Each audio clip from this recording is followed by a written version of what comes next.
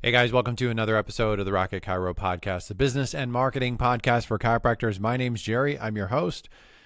Today we're going to talk about something that I've run across many times over the years talking to chiropractors, and it is essentially throwing out the baby with the bathwater, where a lot of times a chiropractor, especially if you've been an associate in a situation that's maybe a bad situation, or you have chiropractors in your town that you really disagree with that are doing certain things and you don't like them.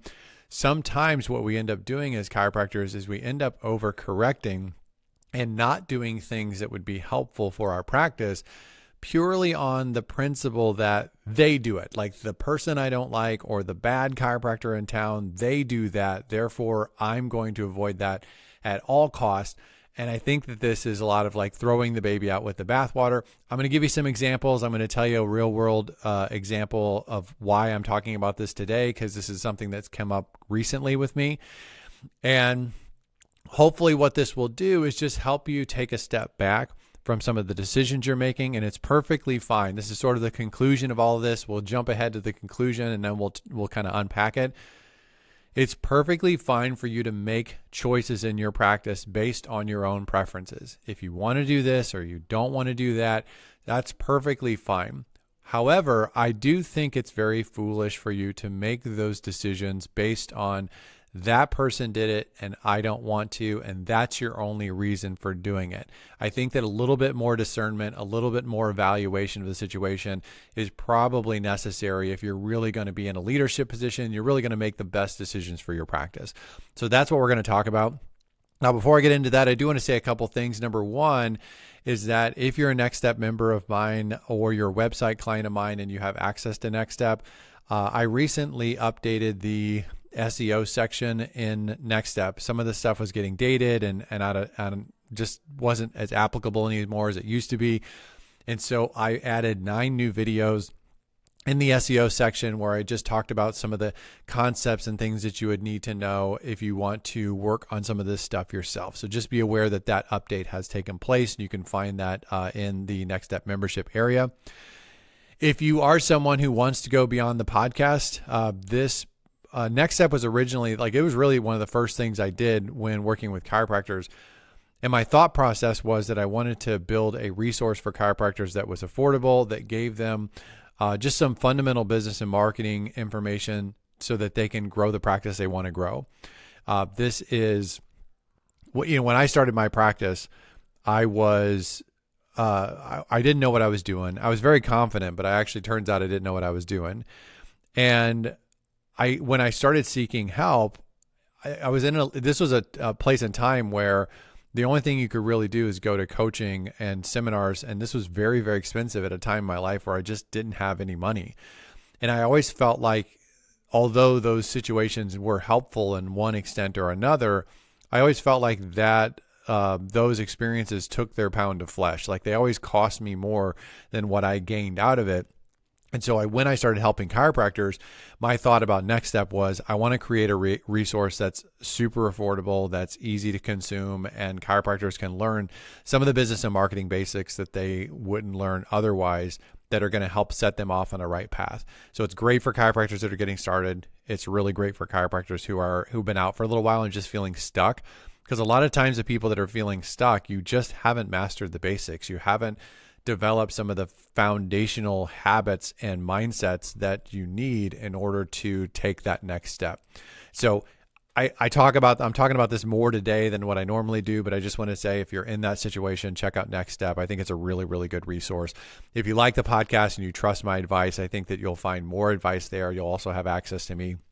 Whether you're a member for a couple months or a couple years, it can be a really valuable resource. All right. All that can be found at rocketchiro.com. Last thing I'll say, I say this all the time, if you want me to look at your website and local search and give you some recommendations, I'll be happy to do that for free. You can request a website and SEO review at rocketchiro.com. Okay, so here's where this comes from. Now, this has come up a lot. So all the examples that I have are actually real examples from just talking to chiropractors. And this is just what I came up with off the top of my head. So this is not at all a complete list. But I'll tell you where this came from most recently. I have a chiropractor, and I don't want to give tons and tons of information because I don't like putting people on blast because it doesn't really matter. Like, we all make mistakes and we all do silly things. But I have a chiropractor that's a client of mine. He's been in practice for a very long time, like very long time. And one of the things that he has had a hang up about when working on his stuff and working on his local search and working on his website is putting pictures on his website. Now, this might seem like a strange thing for you and I. I think it's pretty normal for anyone that's my age or younger to put pictures on their website. It's like, that's just the world we live in. That's pretty normal. Pictures, videos, all normal. But in his mind, he came up in a different world. And in that world, like real chiropractors, the chiropractors, real doctors. So this is not just chiropractors. This would be surgeons and medical doctors and reputable people. They're not salesy. They don't put their pictures everywhere. So almost think about like putting your picture on a bus bench, like a realtor. And you see realtors do this all the time with like their faces everywhere, and it's kind of obnoxious. And so if you associate salesy, sleazy, whatever with pictures, then you might be reluctant to put your picture on your website. You might be reluctant to put your picture on your social media account because the other chiropractor in your town who is sleazy and dishonest and does all these terrible things that you don't like, that chiropractor puts their picture everywhere. And this is the mistake. And this is what I mean by throwing the baby out with the bathwater. Because in that situation, if someone's visiting your website, they like to see who they're dealing with. If somebody goes to your about page and it's just a bunch of canned images and they don't see who they're dealing with, this is a problem. Like one of my other clients that is, I'm not going to say where he's at because it doesn't matter. I recently reached out to some of my SEO clients and I was like, I really want to bulk up your about pages. I want you to have as much content, as much authority, as much stuff on this about page as possible. And then we could also like do some of the back end structured data stuff that's going to help with AI and some other things. So we were focusing on the authority on the about page. And this particular doctor has a really interesting background. He's sports, and there's some, he's actually not originally from America, and he has a background in like doing triathlons and bike races and whatever. And there's some really interesting photos. There's some family ties with that are related to his photos. It's so great. It's so great. And I'm so happy that he sent me all this stuff. I'm actually so glad that I asked him to do it because I didn't even know. Like doing his website and doing his local SEO. I didn't know all this stuff about the doc. I just had sort of like a generic about page that has like information about him as a chiropractor and he helps this person, that person, whatever. And then he sent me all this stuff and I was like, this is so good because what these photos and this story and this background and all this information does is it gives something for people to connect to. And you could literally actually, his situation's got such good, rich content, but then you remove the pictures from it and just put some generic pictures of somebody riding a bike or somebody playing this sport or that sport or doing this thing. It loses something. And it's so crazy to me to die on that hill because there are hills that chiropractors are willing to die on that are just silly. And it's not based on your own personal decision. It's based on, well, it is. I mean, you decided to do it, but you decided to do it because somebody else did it and you don't like them. That's a really silly reason to do something or not do something. Now, if you decide ultimately you don't want to do it because it doesn't benefit your practice, that's not the direction you want to go, it doesn't jive with your personality, I get it. There's a lot of reasons why you may decide to do one thing versus the other. I mean, I do that with my own business. I have a Google business profile. I don't have my address on there and I don't have my phone number on there. That's because I work out of my home and frankly, I don't want people calling me. Same thing. I've had people reach out to me on my social media accounts and they say, well, I can't find your phone number anywhere. Yeah, that's because I don't want you to call me. Would I make more money if I put my phone number out and people could call me? Maybe. I don't know. That's a hill I'm willing to die on. I don't want my phone ringing all day, every day. My own clients, I tell them, don't randomly call me. Like text me, email me. If we need to talk, we'll figure out a time to talk. Don't randomly call me. I don't like it. And that's a hill I'm willing to die on, not because some other website company did this thing and they take phone calls and they're being pressuring people and I don't want to be that way. It's not that way at all. It's a personal preference. So I want you to come to conclusions in your practice because of personal preferences, not because of what somebody else is doing or not doing. So let me give you some examples. I'll give you the thing that chiropractors do and the overreaction. So here's one of the things that chiropractors do. Chiropractors harass patients. They make them feel bad. They guilt trip them. Like you're not taking your health seriously. You're going to die because you're not getting adjusted every week, whatever. And the overreaction is, I don't do follow-up. Oh, I don't want to bug my patients. It's like, well, they missed their appointment. Did you call them? Yeah, we called them once. You didn't text them. You didn't call them. You didn't follow up with them. They haven't been in 3 months, 6 months. Like you don't want to at least check in, see how they're doing. No, we don't do follow-up. We don't want to be like that. We don't want to harass our patients. Well, there's a big difference between harassing a patient and like I called them one time and I've never heard from them again. Like that's a big gap. And I think the healthy place to be is probably somewhere in the middle. Now, what's another one? Chiropractors do long-term care plans. Year-long care plans, prepays, all of that nonsense. And the overreaction is I don't do recommendations. I sit down with my patient. Everything's super short, very undefined. We don't write anything down. We don't make recommendations. Patients essentially don't have any idea what you're thinking. How in the world can you? It's just a bad situation because what ends up happening in a situation like this where you're just like, well, I'm kind of vague. There's nothing wrong with sitting down and telling someone, hey, this is the plan for the next month. This is the plan for the next 6 weeks. This is the plan for the next 8 weeks. Whatever you're comfortable with. I'm not telling you to have a set time frame. But you should be able to sit down with someone. Now, maybe you sit down with them and say, this is what we're going to do for the next week, and then we'll reassess at that point. That's fine. But you could also say to someone, this is what we're going to do for the next 6 weeks. Like, this is the plan. Are you good with that? Yes, I'm good with that. No, I'm not. Whatever. Come up with a plan. Come up with a time frame. Come up with structure. And then you get to tell the person. I used to do this with my patients all the time. I would tell them that I don't have a crystal ball. Mine's in the shop. It's broken. But this is what I think we're going to do over the next 6 weeks. And once I got agreement from them, I would tell them, if you do better than expected, we'll probably see you less. If you do worse than expected, we may end up seeing you more. It's okay to not know exactly how many visits someone needs. The only person who knows exactly how many visits a person needs over a 6 month or year period of time are people who don't care how a patient's doing and they're just going to adjust on a schedule. That's the thing you want to avoid. But that doesn't mean you avoid structure, because without structure, you can't lead. It's just a bunch of wandering cats. That's not a good way to run a business. So another one, chiropractors hype up vitalism. There are chiropractors out there that love vitalistic aspect of chiropractic, and I'm not saying that's a bad thing. I'm saying that there are evidence-based and more like pain-based chiropractors who are so averse to that they don't even talk to their patients about ongoing care or long-term care, or they're apologetic about it.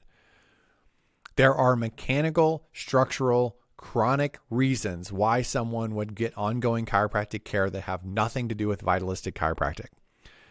And if you're more of an evidence-based, pain-based chiropractor and you're avoiding having those conversations, or you're leery about it or worried about it because you're like, I don't want to be that guy. Like once you go, you always have to go. I don't want to be that guy.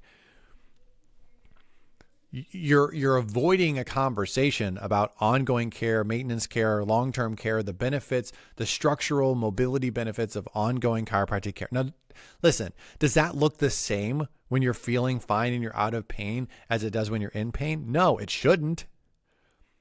And that's where an evidence-based chiropractor or more of a pain-based chiropractor, that's where you differ, where like somebody who's super vitalistic, they may think like, well, you get adjusted once a week no matter what. I don't personally have that opinion. I think that if you're feeling good and doing well, that would dictate a little bit, that would dictate a little less. Like there's that the intensity in which you go to the chiropractor when you're not feeling good and you have an issue would be more. That's how I think about it. But if you avoid the long-term benefits and long-term conversations about chiropractic because you just have to apologize, and I hear this all the time. I hear evidence-based chiropractors being apologetic about wellness patients or long-term patients, maintenance patients. That's a silly thing to be insecure about because someone else takes it to an extreme. Now, the flip side of that is there are chiropractors who only focus on pain And you know what the vitalistic chiropractors do? They just don't want to talk about pain. Don't want to talk about pain. Don't want to use the word treatment. I have a client that's part of a franchise, and I'm not going to say what franchise it is, but their language restrictions for their franchisees is stupid. It's stupid and ridiculous. You can't say this word. You can't say that. It's all like vitalistic, and you can't say pain. You can't say treatment. You can't say, and it's like they're using these like alternative phrases that no normal human being on the earth uses.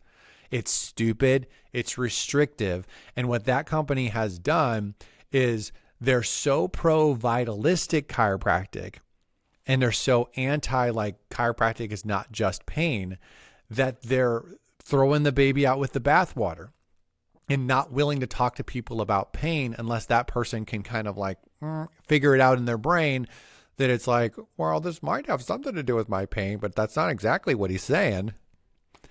It's stupid. So vitalistic chiropractors and evidence-based chiropractors or pain-based chiropractors, they all do the same thing. They look at the other side and they say, well, evidence-based chiropractors do that. Oh, I don't want to do that, so I'm not going to do anything good. Like I'm going to talk to anybody about long-term care.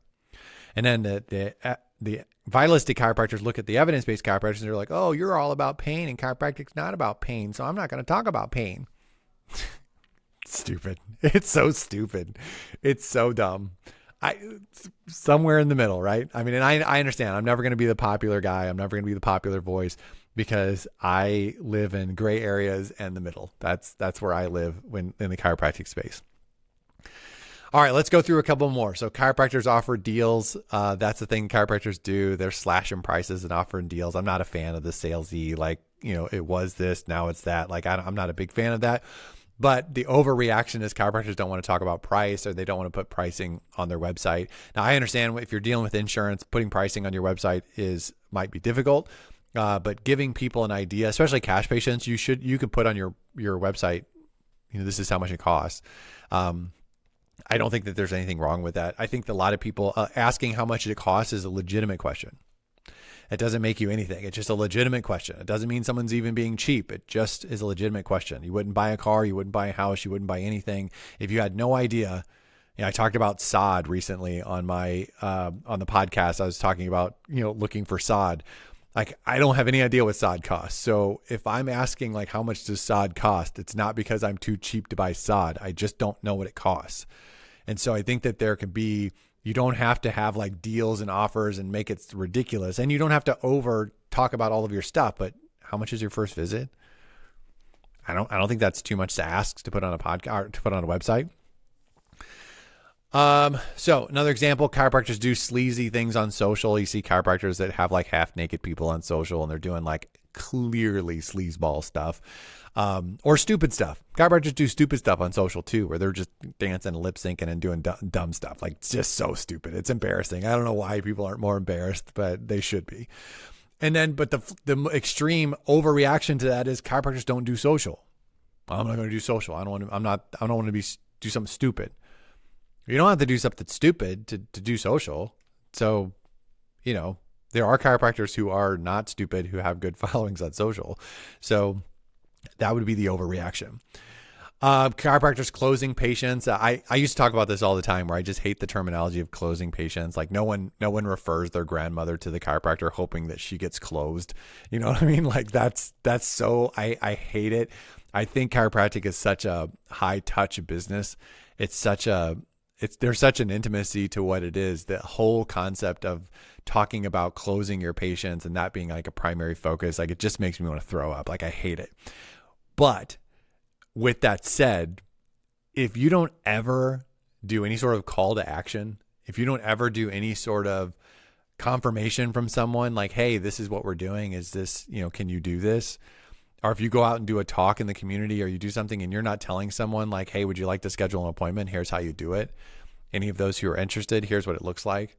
If you're not doing some sort of call to action, if you're not walking someone through that process, you're making a mistake, because you are in a leadership role. You are the leader. This is not a situation where the patients are running this process. Like, you need to give someone the opportunity to schedule. You need to tell them what to do next. You need to give them the opportunity to start care. You need to tell them what to do next. You need to lead. and someone closing patients and hard selling and guilting people and all this nonsense that chiropractors do, just because they are leading people in a way that you wouldn't, doesn't mean that you shouldn't lead people. And so just be aware of that you're in a leadership role and you are guiding this person through their process of getting better. And if you avoid that, once again, you're back in the situation where you're just a bunch of cats running around, just with no purpose. Last thing I'll talk about is this, and this one hits home for me because of, when I was in practice, when I started practice, I exclusively did upper cervical. I did nothing else. As time went on, I started doing a few little things, kind of just different adjustments that were not specifically upper cervical, and a little bit of like trigger point stuff and things like that. Very little. I referred to them as my parlor tricks. It was just a very small part of my practice. But I will tell you this. I was so heavily into the world of upper cervical, I felt guilty and bad about doing anything else. As if there's no, like if I adjust someone's elbow or shoulder, if I work on someone's lower back, if I adjust someone's ankle or something like that, like somehow that makes me not a real chiropractor or not a real upper cervical chiropractor. And there's something that happens with being like really heavily into a particular technique, like being a technique nerd, that might make you think that those people, because they do everything, like they're sort of the master of none. I'm very specific. I do this, like I'm a Gonstead person. That's what I do. And you don't do anything else. You might be making a decision not to do something that you're good at, that can help a patient, even bringing in a product or bringing in a additional service, bringing in a different additional practitioner. There are real issues that the vitalistic side of chiropractic and the tech tards that are within chiropractic. And I say that with I shouldn't say tech tard. That's not even the right word. A tech tard is someone who's not good at technology. What is the word I'm looking for?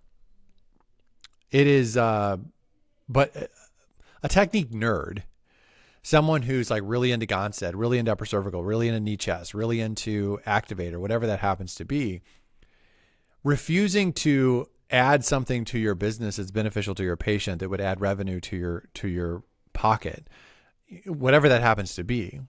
It's sort of a silly hill to die on. Now, if you just decide that's what you want to do, like all I want to do is adjusting Atlas on the left, whatever. Like if that's what you want to do, fine, die on that hill. It's okay. But I've seen really, really amazing chiropractors over the years that when I came into chiropractic, they were very, very laser focused and specific. And I've seen them kind of open up a little bit over the years to just a little bit of different thing here, a little bit different thing there, some complementary stuff. And I think it's a good thing.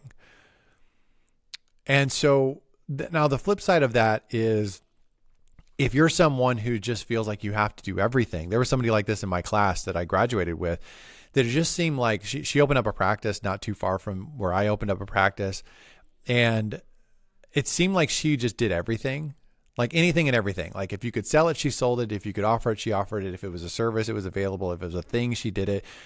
And that became like super sloppy. So I would say if you're in that situation, if you're looking across the aisle at someone who's doing upper cervical and being very specific, and you're just like, oh, I don't want to be that way, that's stupid. The extreme would be just trying everything and not being smart about the fact that these services and products and things that you're doing, they don't make a coherent picture. They're not telling a coherent story. You know what I mean? Like you're just throwing crap up against the wall and seeing what sticks. And those are obviously like two extremes technique wise in chiropractic and practice styles in chiropractic. And I would just like to give you guys the permission and freedom to, if you're doing too much, to maybe rein it in a little bit and be more specific without worrying about being too specific, being like that guy. And if you're super, super specific, like maybe loosen up a little bit and understand that it's okay to do some other things that you're good at that help your practice and help your patients. So those are my thoughts. Once again, last thing is, it's perfectly fine to do things or not do things because it's your preference and that's what you choose to do. It's foolish to do those things because you disagree with somebody else and how they did it. There are sleazy, stupid, horrible people out there who do things that are perfectly good and fine. And just because they do those things, that doesn't make them terrible. And so a little bit more discernment, a little bit more thought into this, and I think you're probably going to result in a better practice, or at least a lot less stress. All right, guys, that's it. I'm out of here. Thank you for listening. Thank you for subscribing. If you'd be willing to share the podcast with another chiropractor, I would really appreciate it. If you'd like to leave me a review in Apple Podcasts, I'd appreciate it. You could also leave a review on Google. But there's a link in the footer of rocketchiro.com. If you would like me to help you, you want to work together, reach out to me through Rocket Chiro. I'll talk to you guys later. See ya.